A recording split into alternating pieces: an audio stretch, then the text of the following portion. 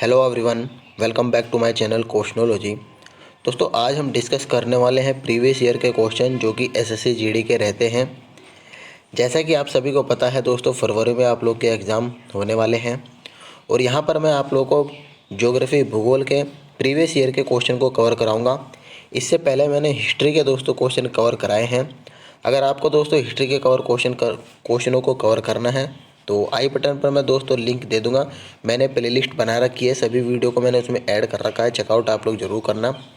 और यहाँ पर दोस्तों आप लोग को पता चलेगा कि प्रीवियस ईयर में किस लेवल के क्वेश्चन पूछे गए थे और आप लोग की दोस्तों तैयारी किस लेवल पर है वो भी आप लोग को यहाँ पर देखने को मिलने वाला है।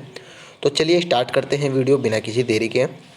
यहाँ पर आप लोग देख पाएंगे दोस्तों क्वेश्चन नंबर 41 है। छत्तीसगढ़ का स्थापना दिवस के बारे में दोस्तों आपसे पूछा है। तो छत्तीसगढ़ का स्थापना दिवस रहता है 1 नवंबर। ऑप्शन नंबर सी इसका करेक्ट आंसर हो जाएगा। 1 नवंबर 2000 को दोस्तों छत्तीसगढ़ का स्थापना दिवस मनाया जाता है। ये 26वें राज्य के रूप में दोस्तों इसको दर्जा प्राप्त हुआ था। बाकी अदर स्टेट के दोस्तों आप लोग स्थापना दिवस देख सकते हैं, क्या पता इस बार पूछा जाए। ठीक है, जैसे कि आंध्र प्रदेश 1 नवंबर 1956, तेलंगाना 2 जून 2014, अरुणाचल प्रदेश 20 फरवरी 1987, गोवा 30 मई 1987, गुजरात 1 मई 1960, हरियाणा 1 नवंबर 1966, झारखंड 15 नवंबर 2000, महाराष्ट्र 1 मई 1960 और उत्तराखंड 9 नवंबर 2000। ये भी दोस्तों आप लोग ध्यान रख सकते हैं। चलिए अगले क्वेश्चन की तरफ बढ़ते हैं।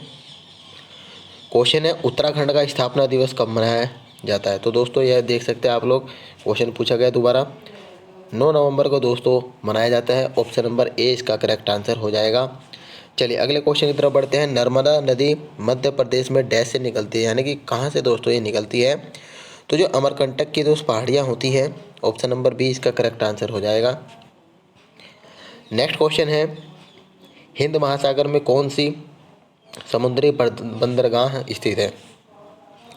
तो दोस्तों 4 ऑप्शन है, Manila Philippines, Kochi port Kerala, third option रहता है आप लोग का यहाँ पर करजन और फोर्थ है नर्मदा। तो कोची पोर्टल केरल बी इसका करेक्ट आंसर हो जाएगा। कुछ और फैक्ट आप लोग यहाँ पर देखिए दोस्तों, इनसे क्वेश्चन निकल कर आते हैं।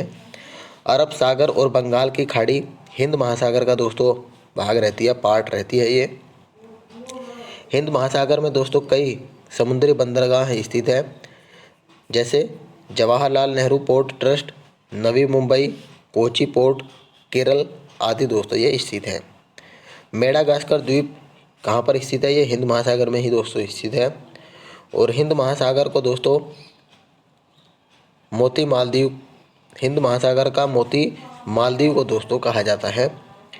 सेशेल्स द्वीप ये कहाँ पर है, ये दोस्तों हिंद महासागर में स्थित है। आपसे पूछा जा सकता है कि कहाँ पर है, तो हिंद महासागर आप लोग को मार्क करना होगा। Option number B correct answer हो जाएगा।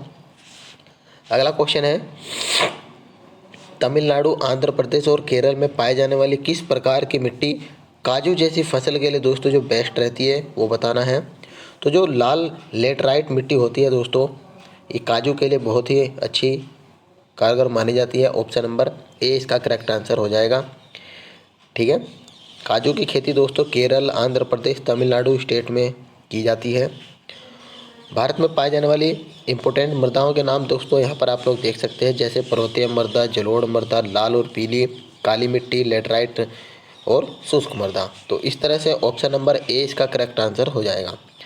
अगला क्वेश्चन है कि भारत का सबसे लंबा नदी पुल ढोला सादिया निम्नलिखित में से किस नदी पर बनाया जा रहा है। ये दोस्तों ब्रह्मपुत्र इसका करेक्ट आंसर हो जाएगा। ऑप्शन नंबर सी इसका करेक्ट आंसर है। इसकी लंबाई दोस्तों 9.15 किलोमीटर की रहती है और इसका उद्घाटन 26 मई 2017 को मोदी जी के द्वारा दोस्तों किया गया था। ऑप्शन नंबर सी इसका करेक्ट आंसर हो जाएगा, ब्रह्मपुत्र। चलिए अगला क्वेश्चन है दोस्तों, निम्नलिखित में से किस राज्य में एक आधिकारिक रामसर स्थल लोनार झील दोस्तों स्थित है। महाराष्ट्र इसका राइट आंसर हो जाएगा। ऑप्शन नंबर ए, ठीक है, option number A Maharashtra. Ramsar संधि को 2 फरवरी 1971 में रामसर सहन जो कि ईरान में है अपनाया गया था, 2 फरवरी 1971 को। और भारत में दोस्तों ये संधि 1 फरवरी 1982 में दोस्तों लागू हुई थी। ठीक है, चलिए इसके बाद बात करते हैं नेक्स्ट क्वेश्चन की। बारालाचा दर्रे के दोनों किनारों से निकलने वाली दो जलधाराएं चंद्र और भागा निम्न में से कौन सी नदी बनाती हैं? दोस्तों इंपॉर्टेंट क्वेश्चन रहता है। चिनाब इसका राइट आंसर हो जाएगा, ऑप्शन नंबर बी। चिनाब को दोस्तों हिमाचल प्रदेश में चंद्रभागा भी दोस्तों कहा जाता है उसको। ठीक है, और चिनाब नदी पर परियोजनाएं बात करें तो दोस्तों एक होता है बगलिहार, सलाल और थर्ड है Dulhasti. Option number B correct answer हो जाएगा। नेक्स्ट क्वेश्चन, निम्नलिखित में से कौन सा संग्रहालय कटक में दोस्तों लोकेटेड है? तो ये रहता है नेताजी जन्म स्थान संग्रहालय। Option number A correct answer हो जाएगा। दोस्तों सुभाष चंद्र बोस जिस घर में रहते थे उसका नाम अगर आपसे पूछे तो जानकी नाथ भवन था, जिसे बाद में दोस्तों एक संग्रहालय में उसे चेंज कर दिया गया। ठीक है, और राष्ट्रीय संग्रहालय की अगर बात करते हैं तो दिल्ली में है। भारतीय संग्रहालय दोस्तों कोलकाता में है। इसके बाद दोस्तों बात करते हैं सालार जंग संग्रहालय, ये हैदराबाद में है। प्रिंस ऑफ वेल्स संग्रहालय मुंबई में लोकेटेड है। और नेपियर संग्रहालय दोस्तों तिरुवनंतपुरम में है। चलिए अगला क्वेश्चन की तरफ बढ़ते हैं। भारतीय वन्य जीव अधिनियम किस वर्ष लागू किया गया था? ये दोस्तों 1972 में लागू किया गया था। ठीक है, वन्य जीवों की सुरक्षा प्रदान करने के लिए दोस्तों ये अधिनियम लागू किया गया था। और अवैध जो तस्करी होती है दोस्तों उसको नियंत्रित करने का दोस्तों ये पर्पज था। ठीक है, ऑप्शन नंबर सी इसका करेक्ट आंसर हो जाएगा। चलिए अगले क्वेश्चन की तरफ बढ़ते हैं। क्वेश्चन है पर्वत, मंजीरा और मनेर नदियाँ डैश नदी की दोस्तों दाहिनी सहायक नदी हैं? दोस्तों ये गोदावरी नदी की सहायक नदियाँ होती है। Option number A correct answer हो जाएगा। बंगाल की खाड़ी में गिरने वाली प्रमुख नदियाँ की अगर बात करते हैं तो दोस्तों उसमें है कावेरी है, महानदी है, कृष्णा है, गोदावरी है, ब्राह्मणी, वैतरणी, स्वर्ण रेखा दोस्तों आदि आती हैं। और अरब सागर में गिरने वाली नदियों की बात करते हैं तो दोस्तों मांडवी है, साबरमती, माही, ताप्ती, नर्मदा आदि दोस्तों आती हैं। तो ऑप्शन नंबर ए इसका करेक्ट आंसर हो जाएगा। नेक्स्ट क्वेश्चन है कि डैश और ताप्ती नदियाँ एक दूसरे के लगभग समांतर बहती हैं लेकिन विपरीत दिशाओं में खुद को खाली कर लेती है। कौन कौन सी वे नदियाँ हैं दोस्तों? एक नर्मदा है और एक ताप्ती है, जो कि एक दूसरे के समांतर में बहती है। ऑप्शन नंबर ए इसका करेक्ट आंसर होने वाला है। मध्य प्रदेश से निकलकर दोस्तों दोनों नदियां अरब सागर खंबात की खाड़ी में जाकर गिरती हैं, खंबाड़ की खाड़ी में। नर्मदा नदी की दोस्तों प्रमुख सहायक नदियों की अगर बात करें तो बंजार है, गंजाल है, तवा, हिरण, शक्कर और संग रहती हैं। नर्मदा नदी पर दोस्तों जबलपुर के भेड़ा घाट में धुआंधार जलप्रपात बना हुआ है। तो इस तरह से ऑप्शन नंबर ए इसका करेक्ट आंसर हो जाएगा, नर्मदा नदी। अगला क्वेश्चन है निम्नलिखित में से कौन सी नदी जास्कर और लद्दाख पर्वतमालाओं के बीच में बहती है? तो दोस्तों वो सिंधु नदी है। ऑप्शन नंबर सी इसका करेक्ट आंसर होने वाला है, सिंधु नदी। सिंधु नदी दोस्तों कहाँ पर जाकर गिरती है? ये अरब सागर में गिरती है। और जास्कर और लद्दाख के बीच सिंधु नदी बहती है। सिंधु नदी दोस्तों लद्दाख की जीवन रेखा है। चलिए अगला क्वेश्चन है दिलवाड़ा और जरगा पर्वत चोटियाँ निम्नलिखित में से किस स्टेट में लोकेटेड है? ये दोस्तों राजस्थान में है। ऑप्शन नंबर ए इसका करेक्ट आंसर हो जाएगा। दिलवाड़ा पर्वत चोटी दोस्तों राजस्थान में लोकेटेड है। इसकी हाइट की अगर बात करते हैं तो 1442 मीटर की दोस्तों हाइट रहती है। और जरगा पर्वत ये दोस्तों उदयपुर ज़िले में है राजस्थान के, और इसकी हाइट की अगर बात करें तो 1431 मीटर की रहती है। अरावली पर्वत की सबसे ऊंचा शिखर दोस्तों गुरु शिखर है। और लूना नदी अरावली पर्वत से ही दोस्तों निकलती है। ठीक है, कहाँ से निकलती है? अरावली पर्वत से ही निकलती है। अरावली पर्वत का विस्तार दोस्तों दिल्ली रिज से आरंभ होकर दक्षिण पश्चिम में गुजरात तक है। ठीक है, तो इसका ए हो जाएगा correct answer, Rajasthan, option number A. Next question है तिराप और नोवा नदियाँ किस भारतीय राज्य में बहती है? दोस्तों अरुणाचल प्रदेश में बहती है। ऑप्शन नंबर सी इसका करेक्ट आंसर हो जाएगा। ठीक है, और इसका विलय बुरही दिहिंद नदी में हो जाता है। ठीक है, अगर विलय की बात करें तो दोस्तों बुरही दिहिंग नदी में हो जाता है।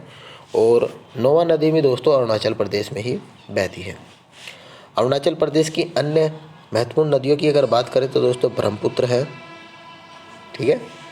और इसके उद्गम की अगर बात करें तो दोस्तों मानसरोवर झील के पास चेमायुंगडुंग हिमनद से दोस्तों इसका उद्गम होता है।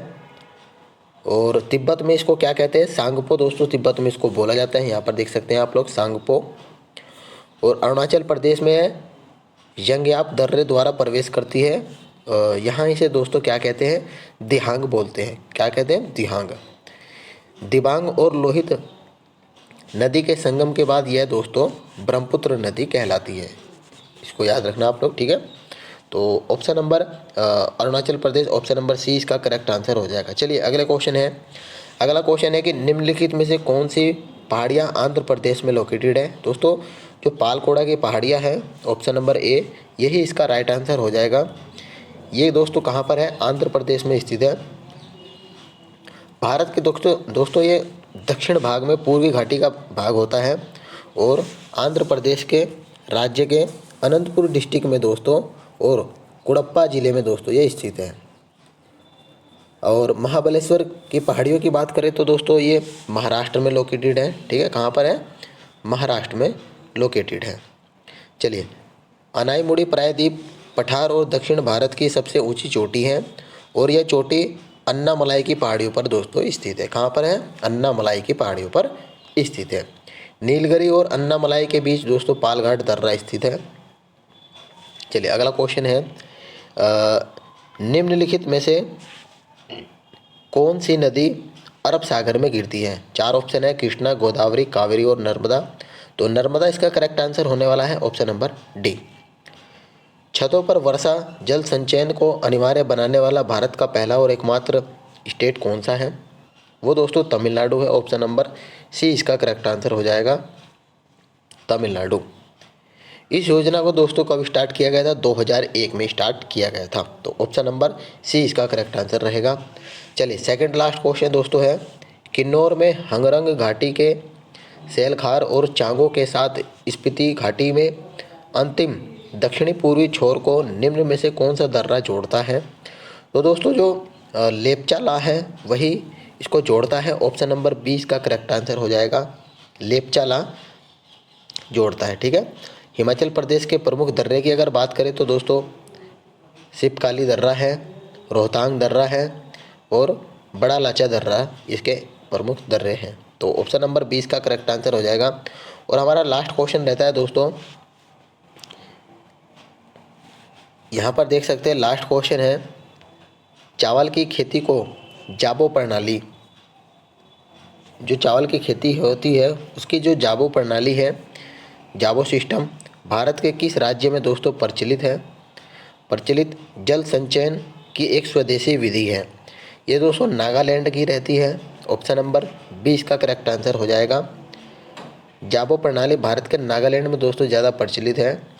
नागालैंड मूलतः दोस्तों कृषि प्रधान राज्य है और यहाँ का लगभग 70% जनता जो कि कृषि पर दोस्तों डिपेंड है। जाबो का मतलब की बात करें तो दोस्तों पानी को तालाब में इकट्ठा करना जाबो का मतलब होता है, ठीक है। तो अच्छा क्वेश्चन दोस्तों ये है, ऑप्शन नंबर 20 का करेक्ट आंसर हो जाएगा। तो फ्रेंड्स उम्मीद करता हूँ आप लोग कुछ नया सीखने को मिला होगा, आप लोगों को क्वेश्चन का लेवल देखने को मिला होगा दोस्तों, आप लोगों की अपनी तैयारी कैसी चल रही है वो भी आप लोग को पता लगा होगा। वीडियो इंपॉर्टेंट लगी हो तो अपने फ्रेंड सर्कल में जरूर शेयर करना दोस्तों, जिसका भी पेपर रहता है, और वीडियो को एक लाइक भी आप लोग कर सकते हैं। तो मिलते हैं आपको नेक्स्ट वीडियो में, तब तक के लिए धन्यवाद फ्रेंड्स।